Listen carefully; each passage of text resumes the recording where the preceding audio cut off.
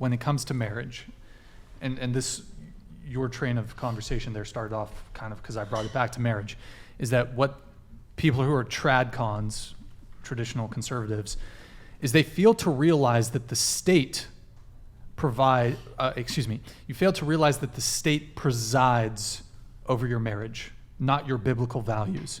So when the woman is unhappy, she's going to the state, not God.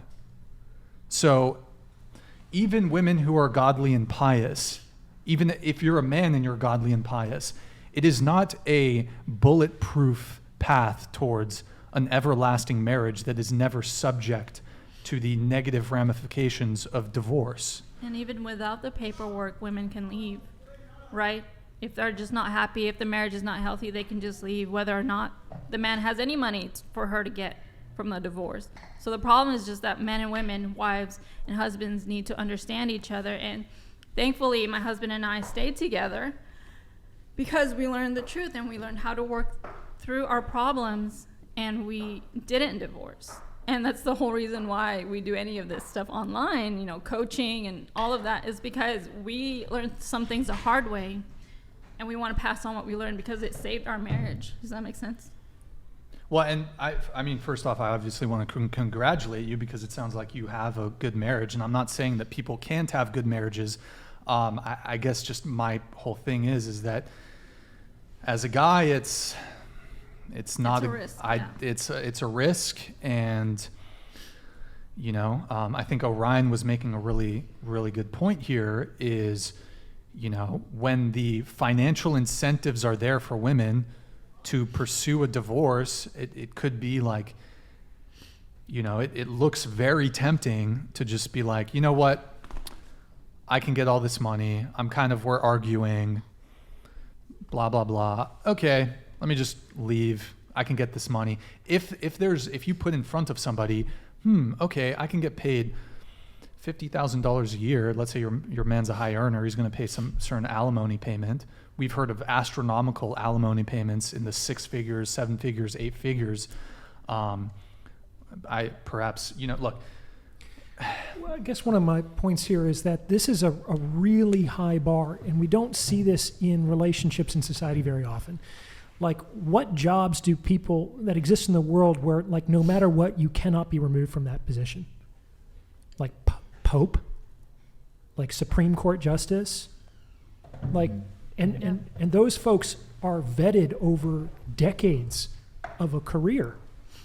And I'd like to think that what we've seen throughout most of human history is that when we give people a place where under no circumstances they can be removed, we see a tendency towards abuse. Well, the Bible says that if there's adultery, it's grounds for divorce. If there's abuse and you're physically endangered, like you're in a life or death situation, you should separate. You know what I mean? And if it's not worked out, then but most people divorce before those things happen. And I think if women felt loved or whatever, and men felt respected in their marriage, they wouldn't get divorced. So it's not the money that wives are after. I don't believe that. I believe that they're seeking emotional, relational intimacy, and the problem is across the board. Wives and husbands are the problem. Wives and husbands can be the solution. Well, I agree with you to a certain extent. I think that if a man feels respect and a woman feels love, they're not going to leave the relationship. But that doesn't necessarily mean just because they feel loved or respected that they should get married. Well, why not? Well, because, again, why? Why is it that women catch the bouquet at weddings? So they could get married next, right? Exactly. Why isn't there anything equivalent about that for men? Ever. Because it's different for men. Exactly. And men don't have to get married. It's more about a girl. Even in my culture. Exactly. Marriage is about security for women. In Hinduism. That's right. Culture, marriage. Indians, even with that, it's kind of similar to this, where it's once you get the arranged marriage, your parents set you up. And this is not even that long ago, but even my parents, they had no choice. They were set up, and it was a done deal. Okay? So it's yeah, that's basically it. But what I'm trying to say is for men, it's different. Men, they don't have to do that. It's not a death sentence. Men want to marry because they want to procreate and they want sex and they want a woman. Like, that's just common But all that was knowledge. happening before marriage happened. But So- it shouldn't be. Well, that's a moral judgment. And I think that basically marriage... It's also a biological thing. Marriage, I think, started as a way of instituting social control. Because... No, when a Let me man finish, and let woman me have finish. sex, So I think it They're has to do with bonding. a form of social control, because it's bad for society to have a bunch of like parentless kids running around. That's why I say that inherently the institution of marriage is about creating a context in which children can be raised. Everything above that, the religiosity, the romance, the legality, the status, is not something the institution of marriage is designed by nature to sustain. And that's why marriage fails. Like, marriage didn't even become a covenant in the Catholic Church until the 16th century.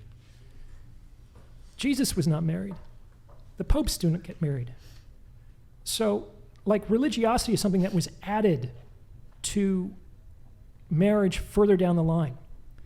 And then even further down the line, there was a conflation of two concepts, the love affair and the, like, let's say the family arrangement. And like the love marriage was born. And I think that love marriage has actually done more damage to the institution of marriage than social media and feminism. I don't know what you're Well, saying. let's move off of the marriage thing here. But look, it's kind of vanilla as a dude in today's day and age to get married. If we want to see a return to traditional values and a return to marriage, I think a couple things need to happen. Divorce needs to be stigmatized, which used to be the case but is no longer the case. That's never going to happen. The other thing is there needs to be a rewriting of marriage laws. If you want to see people start getting married again, get rid of alimony.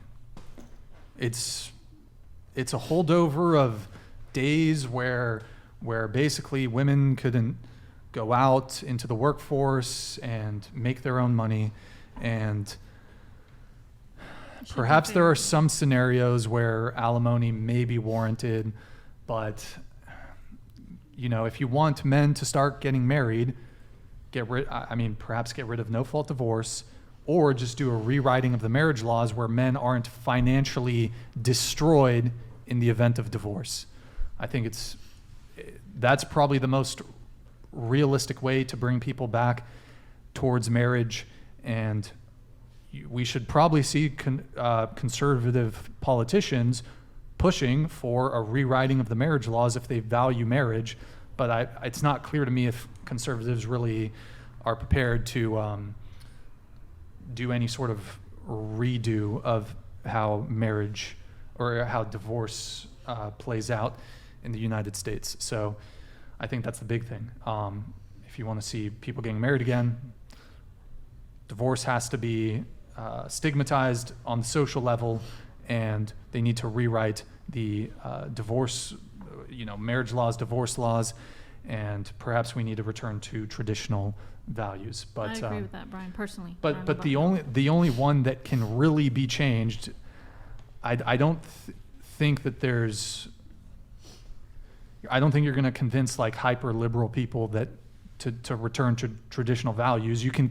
I think people who are conservative or traditional can maintain the status quo within their communities, and you can try to bring people to more traditional values, but it's not like hookup culture is here. So yeah, I don't think there's going to be a huge incentive for men to be dying to get married, especially a lot of men are waking up to the absolute destruction that occurs to them when they do get divorced. So yeah, let's see. Do we have any super chats, Eric?